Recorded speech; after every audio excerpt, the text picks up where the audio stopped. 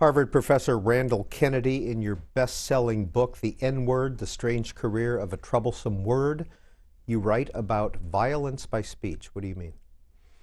Well, that book is about the word nigger, and it is itself a word that has triggered lots of violence, and to some, it's a violent word in and of itself. And what I wanted to do in that book was to give a history of this word that has been covered with blood, literally and sometimes figuratively, and wanted to show the way in which this word has wrought havoc in American culture. Of course, that's not all it does. One of the reasons why it was book-worthy is because it's a complicated word. It has a terrible history, a history of insult, a history of terrorism, a history of intimidation. But of course, it's been put to other uses too. It's been put to anti-racist uses. It's been made an ironic term.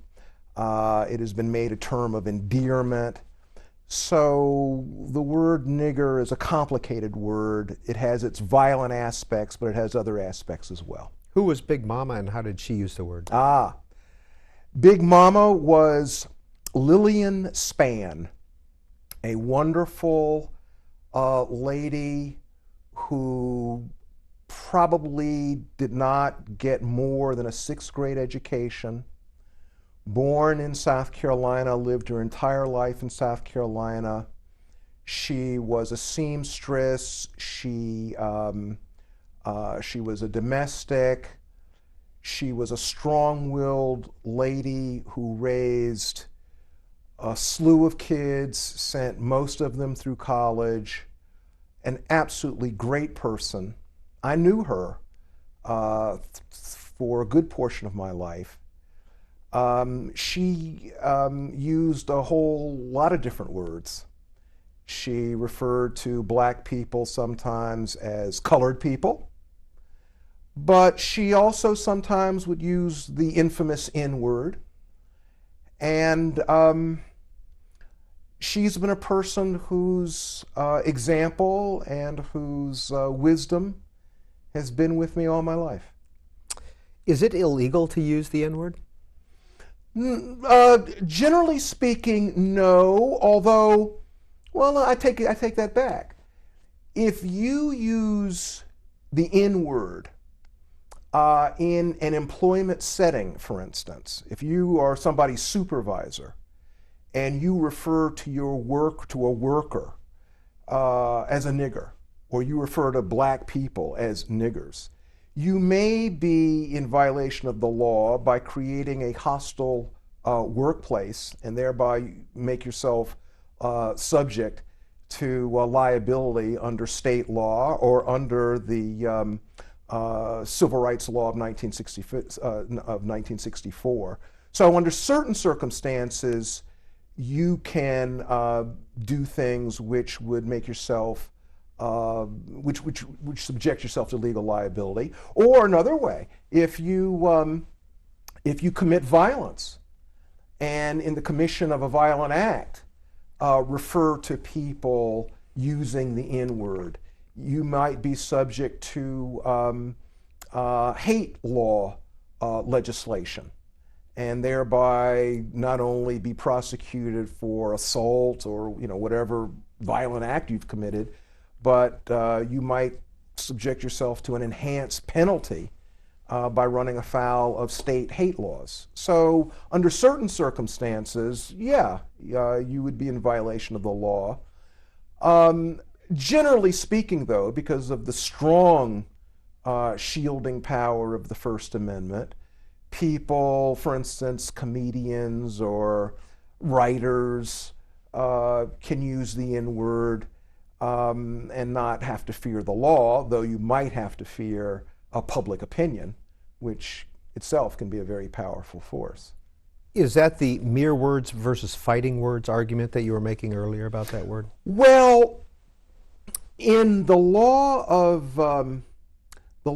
homicide, there are all sorts of different levels of homicide, and one big divide is between manslaughter and second-degree murder.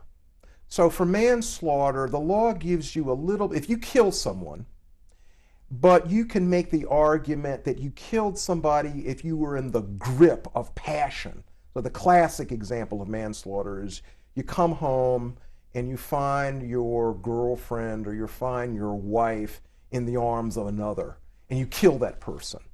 You've committed a violent act, but the law will give you a little bit of a break because you were in the grip of passion. And the law says we give you something of an excuse, not a full excuse, but we recognize that you couldn't control yourself. Well, there have been some people who've made the argument that they were in the grip of passion because somebody called them the infamous N-word. They strike the person, maybe they kill the person, and the argument becomes, can you or can your lawyer make the argument to a jury that you were in the grip of passion because this person called you this particular word? Now, in some jurisdictions, like Washington, D.C., you cannot even make that argument. Washington, D.C. is a jurisdiction that has the just words doctrine, and the law says no matter what the word, no matter what somebody called you, that is no excuse for using violence. But other jurisdictions say, no, we'll let you make that argument to a jury. Professor Kennedy, you write in the N-word book, there is nothing necessarily wrong with a white person saying the N-word, just as there is nothing necessarily wrong with a black person saying it. Mm-hmm. What should matter is the context in which the word is spoken, the speaker's aims, effects, alternatives. To condemn whites who use the N-word without regard to context is simply to make a fetish of the word. Yes. So the best example to illustrate that point is Mark Twain's great novel, Huckleberry Finn. Nigger appears in Huckleberry Finn over 200 times. Now, I think Huckleberry Finn is a wonderful novel, and its impulse is anti-racist, its impulse is anti-slavery. Obviously, over the years, there have been many people who have wanted the book banned or have wanted to erase the word. I'm not for that. Here you have a white author, but he's using the book, the term nigger for purposes that are clearly anti-racist purposes. There are others. Lenny Bruce. Lenny Bruce was a great social satirist.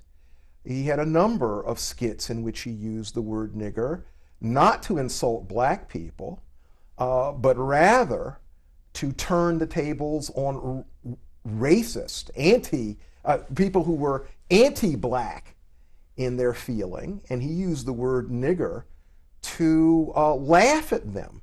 He was using the word nigger as a mirror on racism in order to combat racism. So those are some examples. There are others. Eudora Welty used nigger in some of her novels, some of her short stories. She wasn't using it to be a racist. Rather, she was using it as an artist to delegitimate racism. So that's what I meant by that term. Obviously, there are black people too who have used the term nigger in ways that, in my view, are completely unobjectionable. Dick Gregory titled his first autobiography, Nigger, an Autobiography. Of course, there was Richard Pryor with two great albums, That Nigger's Crazy and Bicentennial Nigger. Again, using the term in anti-racist ways, ironic ways. When you decided to write that book, it was published in 2002. What was the reaction you got from colleagues at Harvard Law or publishers? Well, when I wrote that book, I got a very strong reaction, much of it positive, but also I got a lot of negative reaction. And I continue to get positive reactions and negative reactions. Some people took real offense at the title. if there was one aspect of the book that probably got me the most negative reactions, it was people who complained about the title and who thought